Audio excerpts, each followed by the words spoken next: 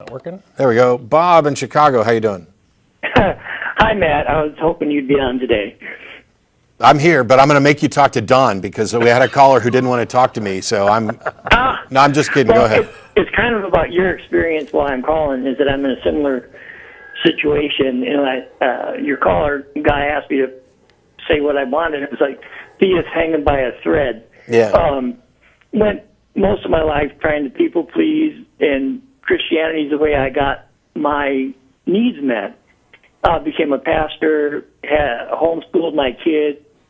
Unpopular thing happened is I came out as gay, and I lost everything. My family, my position, and the last 10 years have been pretty lost. I went to a seminary, which we were never really encouraged to do, and heard a lot of the things that I've heard on your show, like in the Hebrew Bible, there is no such thing as the concept of original sin, and that Mary may not have been a virgin because it was interpreted as a young woman. Yeah.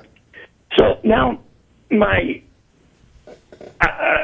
defense of being trying to say, well, I can be gay and a Christian, I've started to defend God.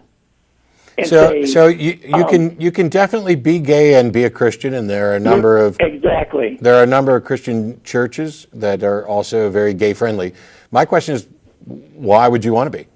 Exactly right, and that's kind of the point at now is that did you in your experience go right from being a believer to being an atheist, or did you go through this process of being a deist or being? It's hard to just take that jump for me, I guess. It was really, it was a long period of time studying with the attempt to, be able to better defend my faith-based beliefs, in particular trying to convince an atheist roommate, and found my way out. But I reached a point where I realized, okay, I can't believe the Bible, but I might still be a Christian of some sort. And it was probably a couple of days later that I realized, no, I can't possibly be a Christian, but I probably still believe in God or something like that. And so I wanted to kind of investigate, all of the religions, which one of these has got it right. And it occurred to me rather quickly that you can't do that in the course of a single lifetime. So you have to take a step back, look at the top level questions and find out what kind of God might exist. What reason do I have to think any of these religions might have it right at all? And from there, it became quickly apparent that there's no good reason to think that any of them have it right, and I was an atheist. Well, 6 months of listening to your show, probably 4 hours a day, has sped up. Oh my gosh! Go out and take a walk. I'm on disability now, so all I do is listen to your program and Hitchings and all these, great people who have all this rational thinking, because we weren't even allowed to watch the History Channel, like you said. Well, that's probably a good thing. If I had kids, I wouldn't allow them to watch the History Channel. Exactly. So it's crazy. But anyway, I guess my last thing, I don't want to hold you up, but I want to tell you I appreciate what you guys do, and it's given me hope. It's hard to think atheism gives you hope, but there's got to come a peace at some time, rather than being pulled apart by these Christian people on Facebook every day, told I'm of the devil anyway. Yeah.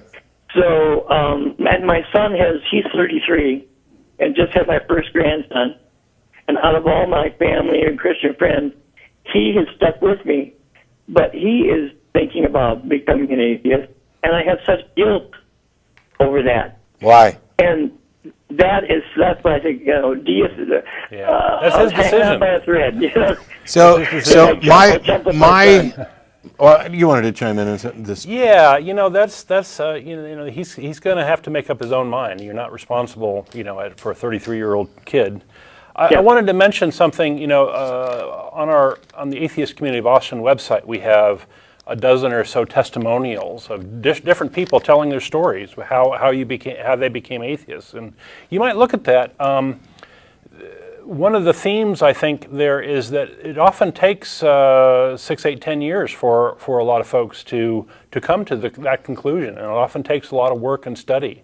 It does. I'm really heartened by the the kids who are in their 20s who kind of have got it all figured out already. 14s or whatever. You know, that said, those folks often haven't put in the effort into studying all the arguments and things, but I'm really pleased with the way things are going.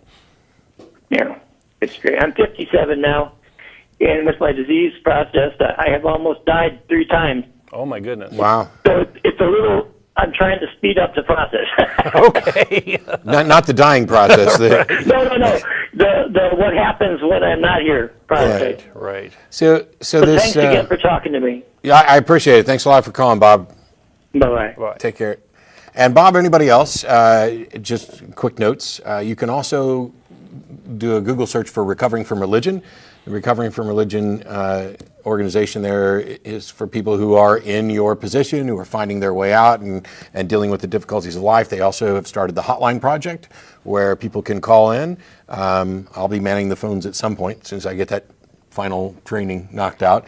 And there's also the Secular Therapist Project for people who might want to talk to a qualified therapist who's not going to direct you to religious resources and just say, oh, you know, you need to get right with God and go back to church. You want somebody who's actually got, I don't know, sound science, evidence-based instead of science-y, faith-based input.